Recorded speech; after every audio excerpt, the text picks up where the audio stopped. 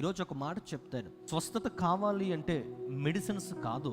ఒక ఆత్మీయ విశ్వాసిగా, ఆత్మీయ వ్యక్తిగా, నా దేవుడు ఉన్నతమైన దేవుడు, నన్ను స్వస్థపరచగలిగిన సమర్థుడని ఎప్పుడైతే విశ్వసించి నమ్ముతావో, నేను చెప్తున్నాను అద్భుతం. విశ్వసించిన వెంటనే దేవుని కార్యాలు శీఘ్రముగా నీ జీవితంలో చూడటం మొదలు పెడతా. విశ్వసించిన తోడనే నా దేవుడు ఉన్నతమైన వాడు, నా దేవుడు అత్యున్నతుడు.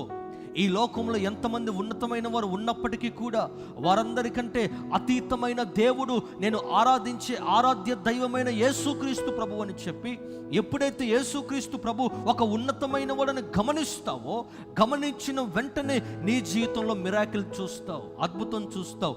దేవుడు శీఘ్రముగానే నీ జీవితంలోకి అడుగు పెట్టడం మాత్రమే కాదు, ఎన్నడూ చూడని ఆశీర్వాదాలు, దీవెనలు నీకు ఇచ్చి ప్రపంచంలో సమస్త జనముల కంటే ఉన్నతమైన వాడిగా దేవుడు అభిషేకించడం, ఆశీర్వదించడం ప్రారంభిస్తే